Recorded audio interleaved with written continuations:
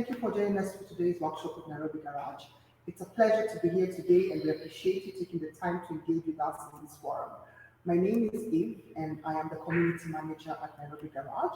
For those who may not be familiar with Nairobi Garage, allow me to do a brief introduction.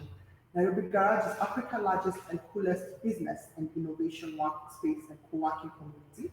The flexible workspaces are all over Nairobi. We have 4 specific ones in Kilimani, Karen, Spring Valley, and now we have Westlands. The flexible workspace at Nairobi Garage give a business space to grow and get connected to large networks of similar-minded professionals to increase your impact and scale. Our spaces offer a variety of amenities, including fully furnished office spaces, breakout spaces, reliable internet, and bottomless tea and coffee to keep you alert as you work. We believe that co-working drives innovation because whenever people share physical spaces, they are able to collaborate to create things they wouldn't have on their own. We host workshops every Tuesday to expose our members to the larger business community and explore areas of interest to entrepreneurs within our ecosystem. Today, we're joined by 2 very lovely ladies, Catherine Bosire and Jane Ginger. So Catherine Bosire is the Managing Director of Wingspan Consultancy. Catherine built her career experience in senior leadership positions where she served in a blue chip company in Kenya for over 14 years. She now runs Wingspan Consultancy, a management consultancy firm providing services in healthcare and education. Lead Compass is a product of Wingspan Consultancy.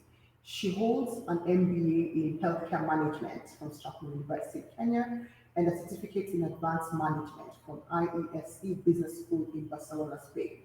Her undergraduate is a Bachelor of Arts Economics from Kenyatta University, Kenya.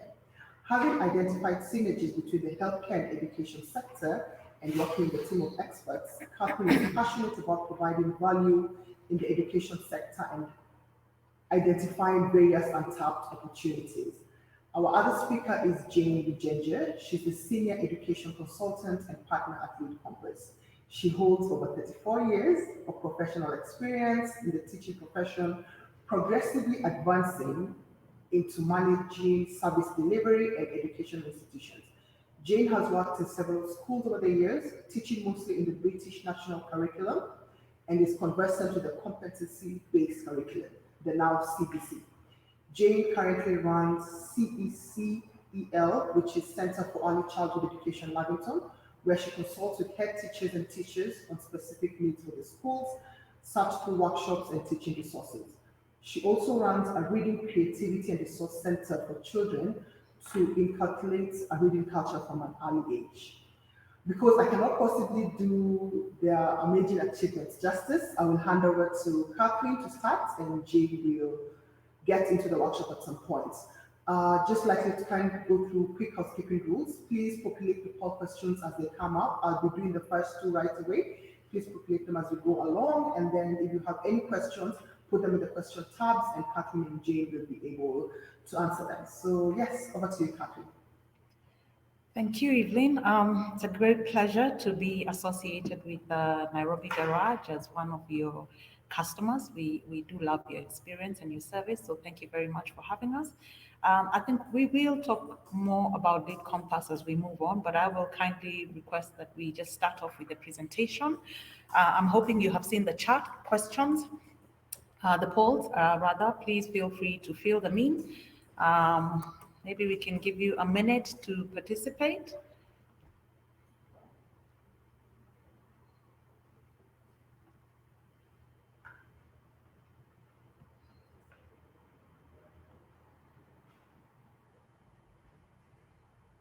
So, Evelyn, we're starting with question 1 and 2. Yes. So question 1 and 2, so the first question is, where are you most likely to seek information on education? That is schools, education curriculums, and education reforms. So there's Google, there's your teacher or educator, there's Facebook, there's Instagram, there's a friend or relatives, and there's TV and news sites. The other question is, as a parent, are you ready to support diverse career opportunities aside from the mainstream one into fields like performing arts and sports? If not, why?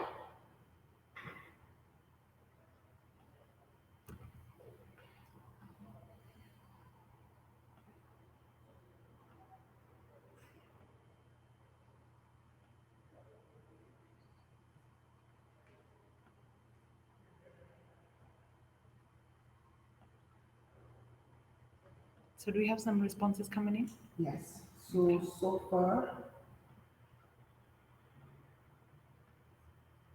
far we have, on the first question, most people have voted Google or teacher or the educator. On the second question, everyone has voted yes. No one has voted no in terms of Great. supporting diverse career opportunities. Okay. Yes. So we are the 21st century parents Yes. and guardians and educators. Definitely. So, okay, thank you everyone for participating. It's interesting. We will come back to kind of have that conversation around the choices you make in terms of who informs the school selection that you make for your children. And I guess it's also important to figure out as, what is the process that informs that? What's behind that thinking? What are you looking for? And do you get what you're looking for in the end? So we'll jump right straight up. So Evelyn, you'll be my cue whether we can see the screen.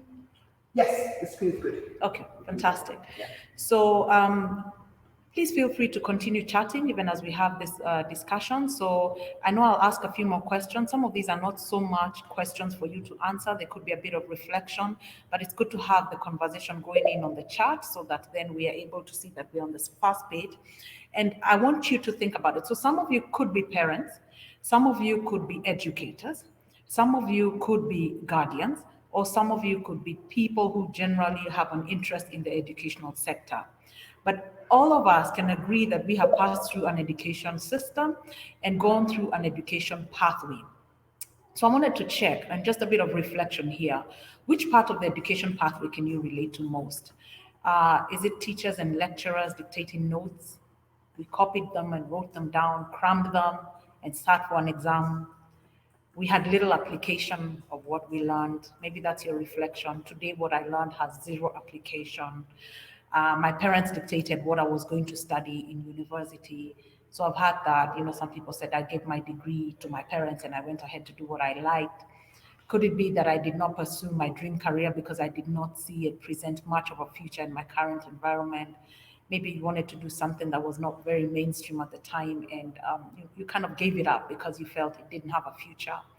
I faced challenges at the start of my career because I did not learn critical skills. I was not empowered on creativity, critical thinking, communication. So I maybe just take a minute to kind of reflect in terms of what relates to you here. So as we do that, I will ask Evelyn to play us a video. And Evelyn, please let me know if I need to stop sharing my screen.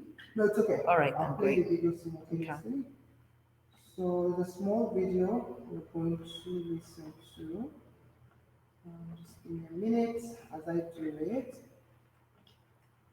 Okay, so as she gets that up and running, after this video, one of the things I want us to be able to think about then is that, once you've looked at this and what you faced in terms of your educational pathway, how different do you think you want to make it for the next generation? How different do you want to make it for your children? And you could be an employer who's also seated here because you have many hats at any given time. How different would you like it to be in terms of the future generation of the workforce? So is it time to have these conversations? There's a lot of conversations going on about CBC. So Kenya, in totality, is really going through an educational system shift. And so, is it time to have these conversations around what education of the future needs to look like, education of the 21st century, and how can the education pathway decisions be better? And as children aspire for different careers, some mainstream, some not, how do we plug in as guardians and parents? So, Evelyn, maybe you can feel free to play that up for us. Yes, I am playing the video. I hope it can be heard. Your son is a failure. He's barely passing my class, and with grades like this, I'm just not sure what kind of future he's gonna have. What do you have to say for yourself? You're supposed to graduate this year. Listen to Mr. Johnson. What kind of future do you think you're gonna have? With all due respect, don't call me a failure. Failure is an event, not a person, in fact. And you talk about the future, Mr. Johnson, but you're not preparing us for that. Excuse me? Just listen to what I'm saying. This should be good. Would you agree that in the future, Most careers will become automated. Yeah, so? So the people who succeed will have to be curious, innovative, with resilience to adapt to new changes. What's your point? My point is, the focus in this school is not on that. It is on regurgitating information and test taking, and that's just real. But in today's world, creativity is the most important leadership skill. Oh, that's how you feel. You don't have to believe me, but maybe you will believe the 1,500 executives who recently said creativity is the most important leadership skill. See, pretty soon, no one will be hired because of what they know. Because who cares what you know or if you've memorized a fact? We've got Google and Siri for that. In the future, people will be hired because of what they can do with their knowledge. Can they creatively solve real-world problems, not just follow instructions or directions and bubble in multiple choice questions? So, Mom, that's why I'm stressed, because these robotic tasks we learn in school should stop. Because no one can do a robot's job better than a robot. Billionaire founder of Alibaba, Jack Ma, said that we should not compete with artificial intelligence, but instead focus on developing unique human intelligence. Mr. Johnson, drills are for teeth, not the human mind. So these repetitive knowledge-based tasks we must leave behind. Or in the future, you're gonna find a lot of people graduating out of your class right into the unemployment line. See, many top companies today don't look at grades. Mom, that old way is expiring. Google has been quoted as saying GPAs are worthless criteria for hiring. Founder of Tesla, Elon Musk, agrees. So I say this with unease and sorrow. If you continue to teach today as you taught yesterday, then you rob us students of tomorrow. Mr. Johnson, I'm gonna keep it real with you. Sometimes sitting in your class is tough. I'm constantly thinking, if I don't look up at the clock, maybe it'll speed up. So I listen to you do my work and pay attention, feeling like an hour had to have gone by. But it was only 3 minutes. So if you wonder why we're bored in class, look, you wanna get a kid to hate reading? Give them this, a school textbook. And some people think it's our fault, and that hurts me. They say you can lead a horse to water, but you can't make him drink. And to that I say no. Firstly, you can put salt in that horse's hay and make him thirsty. And if you bring joy in your classroom, you can make any bad student nerdy. As he or she discovers the beauty of truly learning. Mr. Johnson, I mean no disrespect. You have the most important job on this planet. You build, create, and save lives. But if you really care about my future, like you say, then you have to fully commit and ask yourself honestly, how do I prepare a child for a future that doesn't yet exist? Here's a hint. The answer is not found in this. It's using this and this. See, in the future, we will need more passion and compassion. People with inspired hearts and wisdom to uplift this planet. And Mom, I love you, but can I be real? Go ahead. You want to know one of the biggest factors for childhood success? It's not IQ. It's family meals. And we haven't had one of those in a while. See, I know sometimes you don't feel proud, because I may not be a straight A student, but I'm not stupid. These tests may be 70% of my grade, but they're 0% of my future. But don't worry, I'll pass this class and get through this. But I need you to give me the space I need to be me and live true. Because the best feeling in the world is that your own parents get you. There's a passage in a book called The Prophet by Khalil Gibran. And if you don't mind, I'd love to share it with you. Go ahead. See, he says, your children are not your children. They are the sons and daughters of life longing for itself. They come through you, but not from you. And though they are with you, they do not belong to you. You may give them your love, but not your thoughts, for they have their own thoughts. You may house their bodies, but not their souls, for their souls dwell in the house of tomorrow. So, Mom, I'd appreciate it if you give me the love that I need to pursue my dreams. See, if we are to succeed, all three of us need behavior change on all fronts. We talk about the future, but the future is now, and it is created now by all of us. I've never heard you speak like that before. Yeah, I didn't know. But I'm going to reach out to administration and try to change some things. You have my word.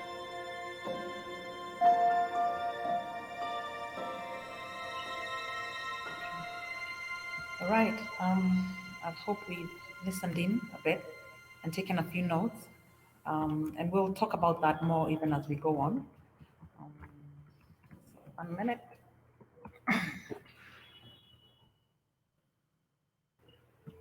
Okay, great. So we're able to move on. All right, great. So, as we start off the conversation, so we've listened into that video, and there are a few more videos by that young man, and he does have a bit of content around education that you can always look up. That the conversation today in the world is really around changing the way education is executed, because we are in the 21st century, and you will see as we go on that the concept of the education in the 21st century was not formed, just yesterday. This is a concept that started off as early as the year 2000.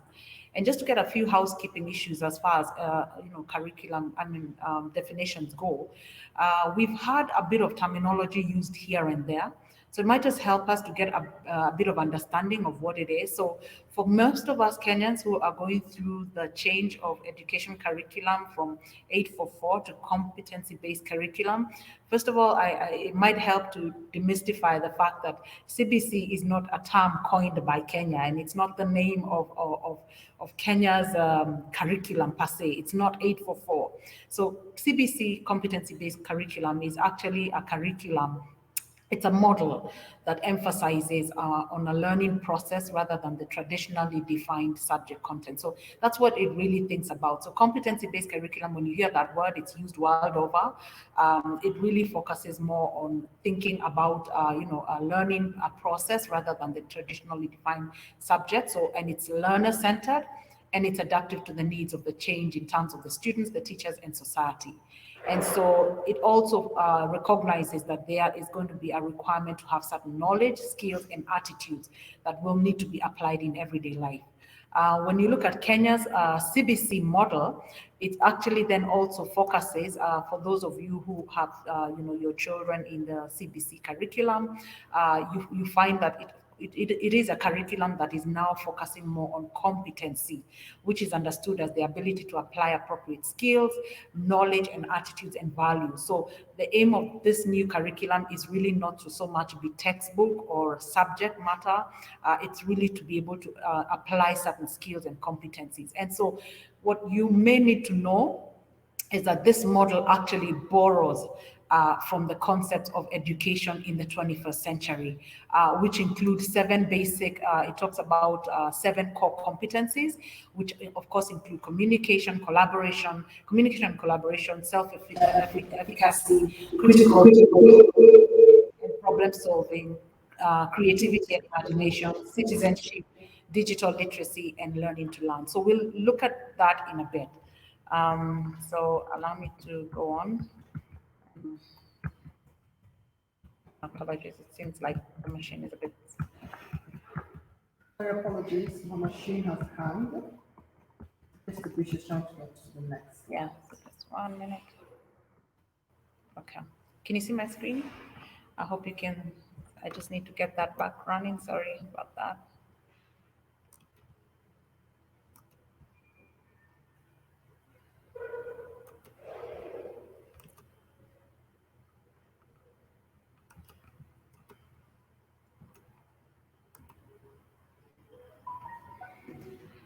Okay, great. We can proceed. So the concept, therefore, about education in the 21st century really recognizes that we are living through a period of change. So the conversation here is really focused on us understanding as parents and as educators, or as the country where we are having a conversation around our education system. I want us to have an understanding that we are living through changing times. You could be an employee somewhere, or an employer, a business person, an entrepreneur, and you're beginning to appreciate that the world has changed economically, technologically, and societally, from a societal shift. So the education system needs to continuously adapt and not just be a one-time reform. And so the concept aims to set up children to succeed in a world where there is more than, the children will be able to, change careers severally, as you will see. And more than half of the jobs that we have currently may not even exist in the future. So it has to be a thinking in terms of, where are we headed in the future? Are we preparing our children? Are we preparing the society of the children we are raising? Do they have the competencies to be able to be in an environment where today the jobs as we know them, just COVID in itself and what COVID took us through, we came from working from physical environments, and people have now moved into very online, environments. And some of the jobs that are being done today, did not even exist 10 years ago. Just the other day, I met up with a friend of mine, and she tells me her son is a professional debater and earns real good money out of that. And I was even asking myself, is that even a thing, So we need to be able to think how we are preparing our children to be able to form and coin some of their own future careers and competencies as well. The current workforce is also changing, talking about in the North America that jobs, people are changing jobs probably at a much higher rate, once every 4.4 years on average. So when you think about it yourself, how long have you been in any job environment? And how quickly and how often are you changing your work environment? And some people are not only just changing jobs, some people are literally changing careers. I met somebody who's a doctor, and they said, they love baking so much, they would even contemplate to take that as a full-time career. And I'm sure you can relate to a lot of people who are in that. And so there's also a lot of employment mobility. So it means that, today you're holding one role, tomorrow you're holding another role. So you need to be able to be very adaptable and flexible. What you studied in college or university or your technical institution may not be the career that you will pursue in your life. So we need to think about that. So again, I think I just need to stop putting this on full screen. You will forgive me because I don't know what's triggering it.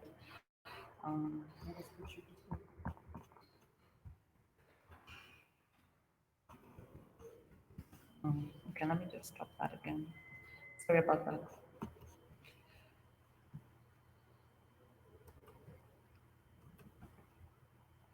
So we won't be able to share it on full screen so that I'm able to move from slide to slide. Okay. So I'll kind of zoom this in so that you can all be able to see nonetheless. So, then to be able to think about this new concept of learning and, being able to then, thrive in the 21st century, we need to be able to think about the various roles of the various stakeholders. So to be able to have a successful 21st century learning, you need to consider the key success factors.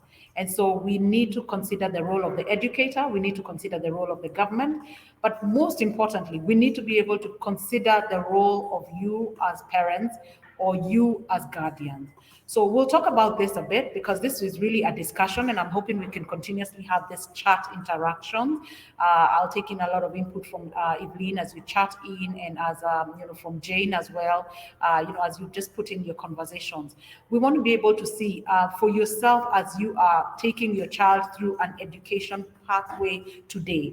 You are living in the 21st century. How do you feel that your educators are plugged in?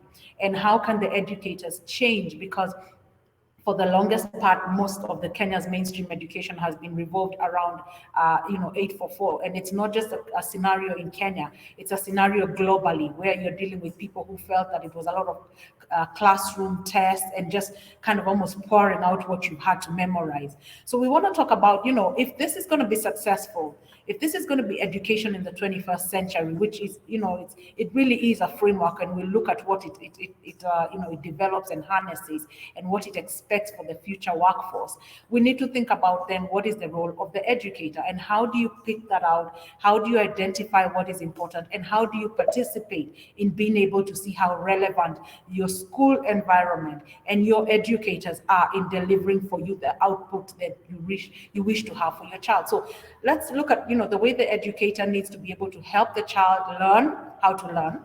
So in the change of this model, it's no longer about you, the child being taught how to write the notes. It's the educator helping the child learn how to learn. To inspire creativity, encourage collaboration, reward and expect critical thinking. They teach the children how to communicate. And not only that, but the power of effective communication. So they are supposed to help you foster not just academic content, but how you cultivate that in terms of the skills, the mindsets, and the literacies needed for students to become lifelong learners. And I'm going to invite Jane to kind of just speak into this conversation as an educator in terms of, for the audience of the people who are in this, in this meeting, just to be able to say, okay, one, is there a role, is this what is happening in this country today? Are educators being positioned to execute education in this manner? And, how can they help, or how is this being practically done in the school environment? Thank you, Catherine. Actually, the role of the educators in this 21st century learning is really important. And their main role, first of all, is to inspire the student learning and, just encourage the creativity so that, all children achieve at their levels. And, in terms of also they need to help maximize the child's potential, both, informal learning and informal as well. And it's just to encourage, again, the children to work together, because collaboration is very, very important. In fact, maybe I will probably go through what Catherine had mentioned, the 21st century skills that, the children really need to have now for communication. There has to be effective communication, and what the teachers during the classroom is, right from the foundation stage, the children need to learn, how to listen to one another, how to speak audibly, and also listening, attentively to each other. And, with the very young ones, the way you explain it to them is, if it's not your turn to speak, listen to the other, because, they come in. So they eventually learn that, if it's not my turn to speak, I should listen carefully, so that, again, I may be asked, what was so-and-so saying. So, and then they just need to basically just learn that effective communication right from an early age. And then collaboration as well. The educators need to, which they do actually, in most of the curriculums, it is factored in, where you set up activities that are going to encourage that collaboration. For example, setting group activities so that the children learn to work as a team, learn to work together, because for future, these are the skills that we will also need in the workforce. And through that, the children are also learning that as a team, we can produce a better thing than if I was doing it on my own. We can, do this together, we'll make bigger things and better things. And then the other important skill that really needs to be encouraged and reinforced is critical thinking skills. Encourage the children, to be open-minded, also just learn problem solving, try to explain, the problem right from the beginning, think through, solutions, and then also be able to explain, why they came to that conclusion is very important. And then creativity, keep encouraging the creativity in the classroom, so that the children, it's not just a standard thing for everybody. Everybody has their own ideas, so you have that creative streak, encouraging that creativity in all the learners. Yeah. Okay. So Jane, maybe you can tell us, the role is one-ended in terms of the educator in the school environment, but we'll get to where the parent also needs to plug in. But just with what you've said, how does the parent reinforce this at the same time? Now, I think in this particular instance, parental engagement, I believe, is so important, so that, the parent has dreams for their child, the teacher also has dreams. And I think parents and teachers need to, talk about what is best for my child. What are their talents? What are their interests? And, as the parent gets more involved in what's going in school, they can reinforce it at home. For example, if the teacher says, so-and-so is really good at this, maybe you can encourage more of it at home. Like, for example, if a child is really, really good at drawing, good at writing or reading, the parent can actually, extend it at home, maybe even get extra lessons for the child to, continue with their art and craft, and also reading and writing encourage, get books for them to read, probably engage them in, a library and, different activities based on, what, so that almost on the same page, home and school, you're both encouraging the child in that pathway. Yeah. Thanks, Jane. So I think it just reinforces that education in the 21st century is not the way maybe I grew up, or maybe Jane, the way you grew up, in terms of the kids were just sent to school. I don't think it's that anymore. I think it's really the fact that there has to be collaboration as partners. And I think even from the video we heard that the student was saying that as a teacher or as the school, I will need your support. And as a parent, I need your support to plug in. So there's the role of the educator that we've looked at right there. There's also the role of the education systems and governments, and we'll not talk about that too much, but maybe it's worth talking about it because Kenya is going through that transition. And so you might say, the system is not working, and these people don't even know what they are doing. But let's look at maybe what they need to be looking at. So, when you look at some guidance from UNICEF and other particular institutions on the role of the government and the educational systems, it says that they need to look at everything in the school system and identify what is necessary and not necessary.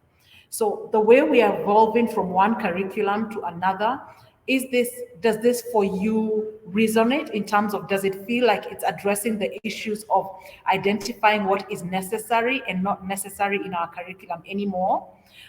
Is it looking at the aspects of skills that need to be developed that you can take for the rest of your life versus what you need just to be able to pass a test? And so why we are having these conversations as well is because for you, how does it translate as a parent? It also informs the kind of education curriculums or schools you might even make decisions on.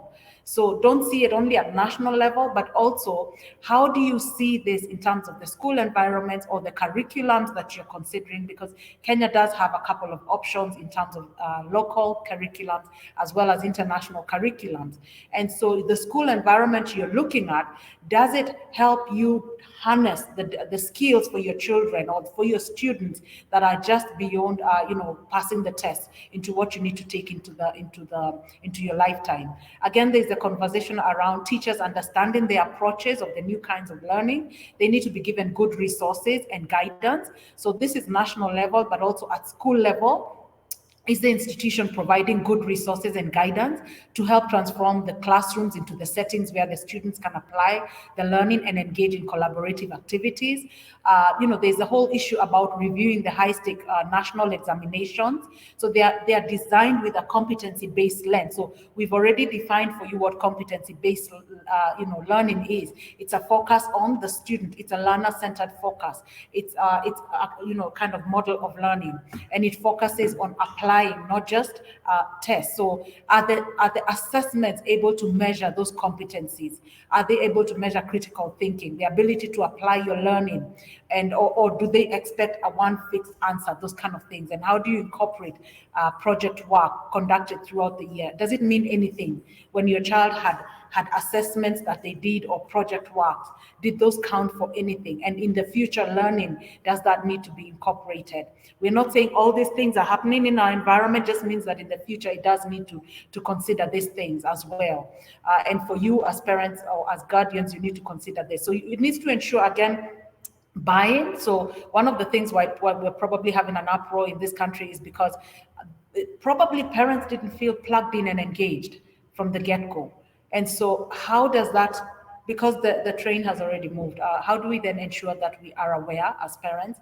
How do we make sure that we have a readiness, even as teachers? Because I think some schools, the teachers felt that they were not plugged in. But what can the institution of learning that your children is in, what can they do to be able to transition that in terms of preparing their teachers as well? And so UNICEF also indicates, that it's not just also around one school, it's also about providing equity focus. so that it's not only one set of children who benefit. I know there's been lots of debates in the media. How does the child in a rural setting benefit, and how does that make sure that inequalities in learning are addressed? So that's really what the national environment is supposed to be thinking through for the child. There is also now the issue of the parent. And I don't know, Jane, whether you want to add on this, just before we get in on anything around the government and the schools in terms of, a parent might be thinking here, I'm in the 21st century. Does my school even, can a parent get involved with the school? Is that something that the parents can begin to do as opposed to sit back and just say this school is, what should that look like if you give some input on it? I think parental engagement is actually very important, and especially with the way education is evolving. And I think there needs to be a way between the partnership, between parents and the school. And there are a lot of ways that parents can be engaged in school. I mean, some schools will allow, if, for example, a parent has time, they may volunteer to go in and listen to children read or help in the library. And then also even for working parents, there can be the weekend where you can be involved in the PTA, the Parent-Teacher Associations, where you actually have at least some involvement in, what activities there are for the school, so that, it feels like, you're also involved, and, the school is involved. And again, you can find out from the schools also, how can we be involved? What can we do? What more can we do for the school? And also for our children, how can we help? Yeah, and I think it's actually very important at this stage, especially, with the new curriculum coming in, where there's a bit of confusion as to, how much the parent is supposed to be involved with the child. You might find sometimes parents have been known to do assignments for children because, it was late or busy. And then also, just find out, what are the things the school, that connection, school and home, school informing the parents in advance, these are the things your child will be learning, so that you also, get the resources ready for the child. Thanks, Jane. So what we look at as Lead Compass is that we want to be able to consider the role of the parent and the guardian. So the whole essence of this discussion, and courtesy of Nairobi Garage, is to be able to empower you to participate in the stage of the education conversation. As Jane has pointed out, let's find ways in which we can plug in, but you only plug in with knowledge. So, you need to be able to then understand what, therefore, is education in the 21st century. And so it talks about, the idea that, the skills are not just about, what you know in terms of classroom, but there has to be certain skills and competencies that you need to be able to harness, not just literacy and numeracy. And so these are relevant, but we need to move on to be able to apply things that, that relate to social and emotional characteristics, and that come on with various interdependencies as well. So we'll just go through to that section where we will consider what, therefore, is education in the 21st century. So I think there was a question, I don't know whether it's to come in later, but I think we might have already asked it, or maybe it will come in later. Hopefully, if it's coming in later, I'm hoping that by the time we're done with this brief session, we'll be able to answer the question of, do we understand now what education is in the 21st century? And there are many institutions and bodies that have focused their time and effort to be able to create frameworks of what these skills mean, because it's really about the fourth industrial revolution, thinking about what does the workforce need to look like. For you today, there is what you experience firsthand, and you can only begin to imagine, therefore, that if you do not prepare your children, what then can you be able to expect in terms of the outcome? So what is that in terms of education in the 21st century? So there's a framework by Partnership for 21st Century, which is, they call it P21 framework, and our network of Battelle for Kids.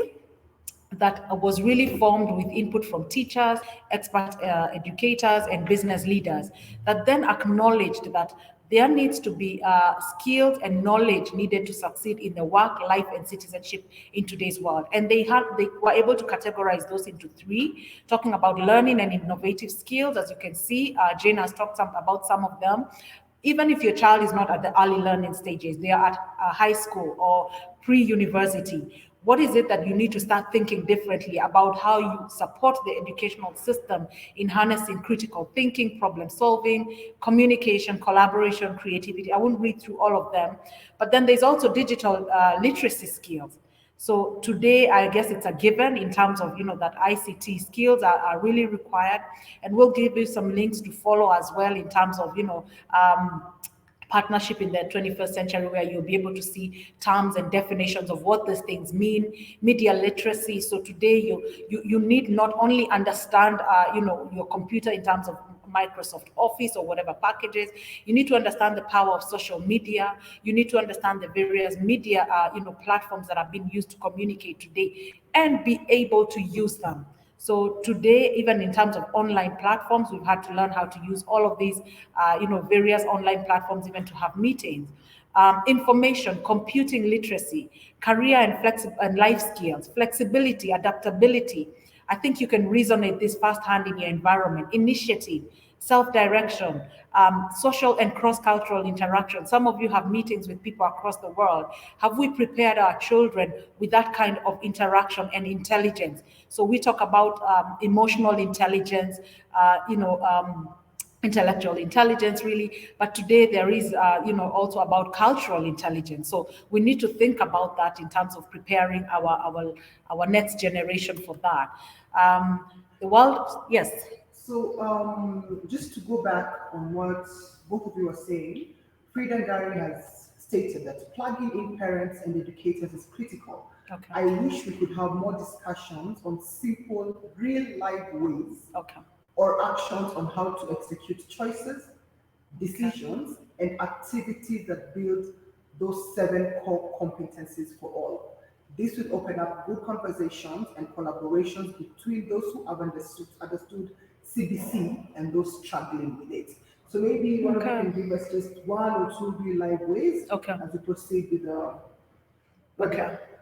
Okay, then. So allow me to please finish just one more slide, and then we can have that conversation, because we are actually done in terms of being able to capture what are these competencies, the 7 of them, and real life examples. I think Jane being a classroom educator, also having been a consultant who interacts a lot with schools, being able to give feedback to schools and guide a lot of schools across various curriculums. Jane is really an expert as well around the British national curriculums and Cambridge and also CBC. So she'll be able to give us that as an educator bit. But then coming back to the issue of the World Economic Forum, so I hear the parent is, I didn't get her name again. Frida. Yeah, so Frida is saying there's some competencies that we are being told are, in the new curriculum being rolled out. But then, how do we apply those? But let me take you back again in terms of, just what the World Economic Forum says. So the World Economic Forum, again, put together so many employers, modern day employers. There was an amazing list of some of those organizations, blue chip global entities that participated. And they said, we need to be able to put out a workforce that has understood at least 16 crucial proficiencies for education in the 21st century. So they are giving feedback into the educational systems and saying that this is important for you people to pull out a workforce that makes sense. So today you might have a son or a daughter or a sibling who is at university, and you're almost asking yourself, how in the world is this one going, are we going to prepare this person who probably has not had interaction with some of this? And some of them, they may actually be, have acquired them. It's just that they may not be self-aware of this. And that's why we're having this conversation today to say, can we be a bit more self-aware around education in the 21st century and what that means? Can we ask better questions around the school environment? Are there critical thinking aspects or aspects of competencies that we can apply at home, as Jane has reinforced? So when a child is talking about, I have this great idea, and we are like, forget it. Has your teenage daughter or son asked to start a babysitting club? And what did we do about that? So, let's look at that. So World Economic Forum talks about foundation literacies. So what are foundation literacies? It's really just being able to answer the question, how students apply core skills to everyday skills. So it's not enough to learn everyday tasks, sorry. It's not enough to learn literacy and numeracy. It's important how it's been applied. So how are you reinforcing it, as Jane said, in the home environment? How does this child learn how to be able to be, literate? And I was in a group where they were talking about the other day that they have young writers now, and they're encouraging their children to even write books. So is this translating? Are there some groups of parents who are helping their children harness the foundation literacies? Numeracy literacies. Are we giving children money and teaching them a bit of responsibility? There are many workshops and classes online that parents talk about, that experts talk about, teaching children how to financially manage resources even at an early age. Are we enabling that? Scientific literacy as well, in terms of being able to take what they know from the science environment. Today people probably look at agribusiness or agriculture as something where you're like, oh no, but really this is food security that we're talking about in the 21st century. Can you be able to teach your children around applying, climate change issues that are concerning us today, how they are learning that about climate change and the issues about, the environment being destroyed? Can we begin to apply this? ICT, financial literacy, cultural literacy, civic literacy. So I won't touch too much on that. I'll allow Jane to explore a bit more on that. But when you look at the competencies as well, it's how students approach complex challenges. So are we developing a community of people who are critical thinkers, problem solvers, or do we spoon feed the answers? Maybe in your work environment, I've been in a work environment where, somebody will tell you, we pay you to bring in solutions, not bring in problems. So at an early age, who's having that conversation with that child of what do you think? What do you think about that? How can we provide that solution? Communication, collaboration, creativity, and character qualities. How students approach their changing environment. Do they have persistence, or when they hit a roadblock on something, do they quit? Are they adaptable? Are they curious? Are we harnessing leadership skills even in the school? Do they have initiative and cross-cultural awareness?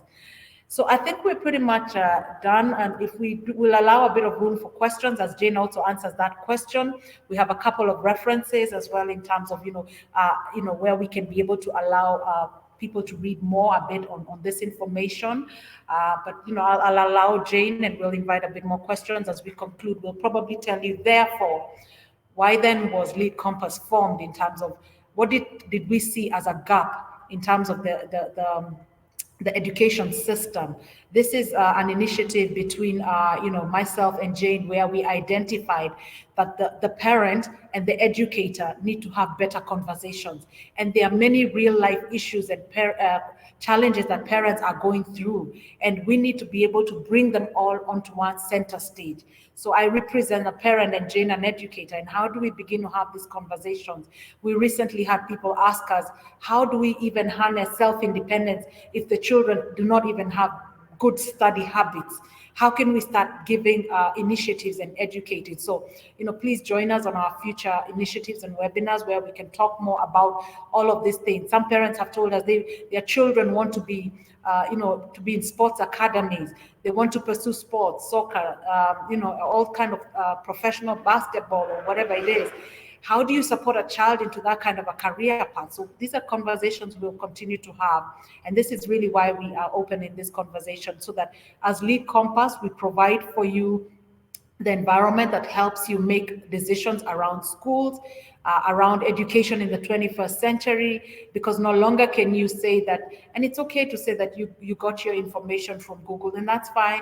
You got it from a teacher, you got it from Twitter, you got it from somewhere, but do you want to have an expert, a team of good educators who can be able to give you more information about the curriculums, take you through a study, a session, not one, not two, help you identify the schools that you would like to be able to consider and what you need to understand about the curriculums and the environments.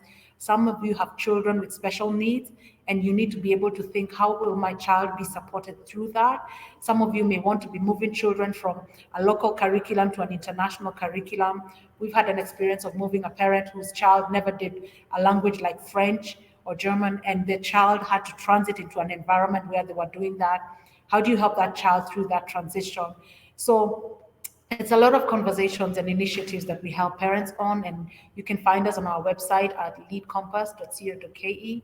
And I'll just invite these questions. If we do have time, we'll go through some of our initiatives and products, but I think I'll open it up to Jane. Thank you very much. Thank you. Just to answer Frida's, actually, to comment on what she has put, where she says she wishes to have more discussions on simple real life ways or actions and how to execute choices, decisions, and activities that build those 7 core competencies. I think for me, I think for starters, what would be great would be for actually the educators and the parents to have a sit down, so that the educators will go through all the core competencies, explain it to the parents, and then if parents have any questions, that's where you ask the educators, so that you're very clear on them.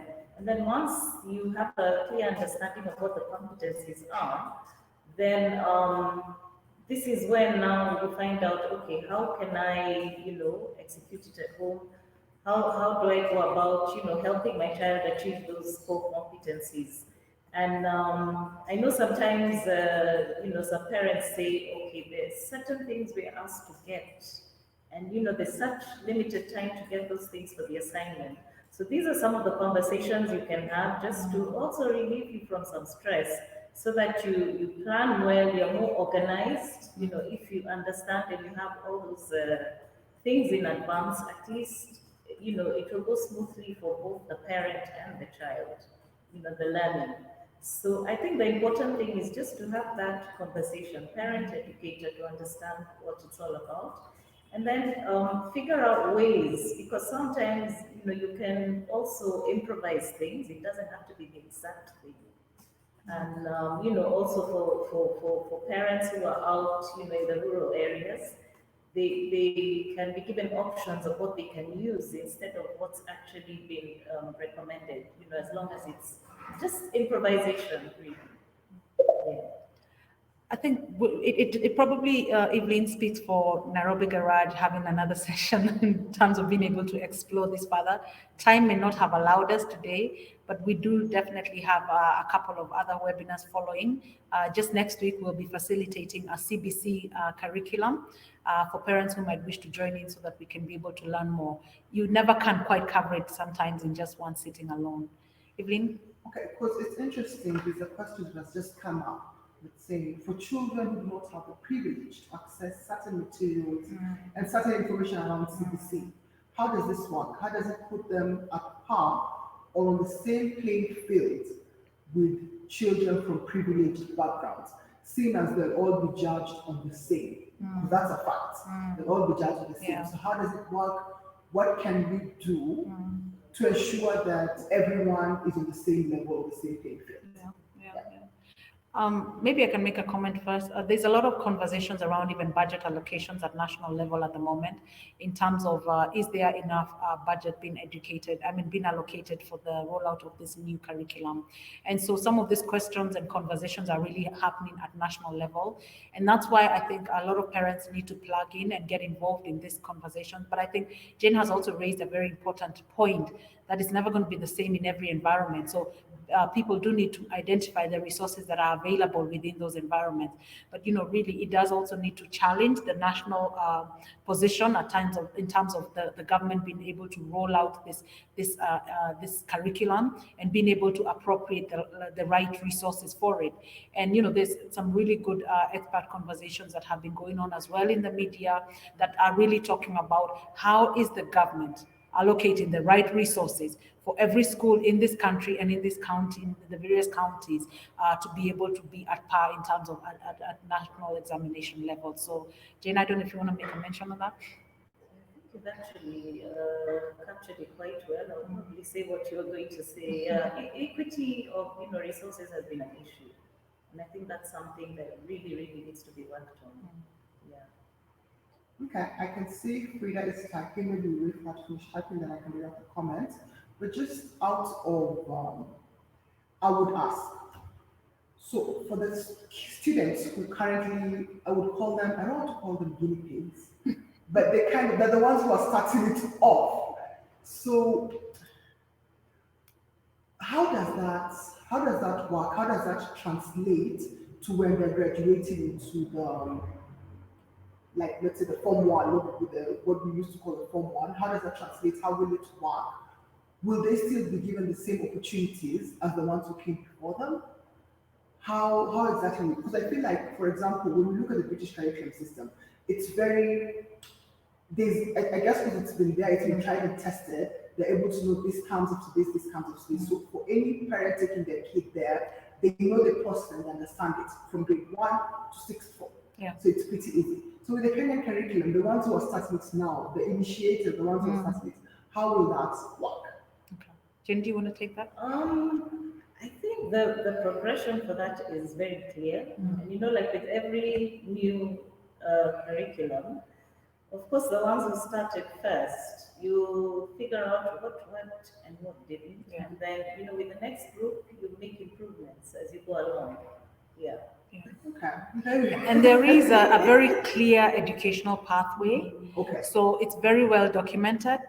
There is a guide that parents can access. It's called the Basic Framework of the Competency-Based Curriculum. It's under the Kenya Institute of Education. We had referenced them a little bit earlier, and we would encourage, it's called the Kenya Competency-Based Curriculum. Yes, so the parents can actually, let me find it here. It's actually in our reference. My apologies about that. Okay, I should find it. Basic Education Curriculum Framework.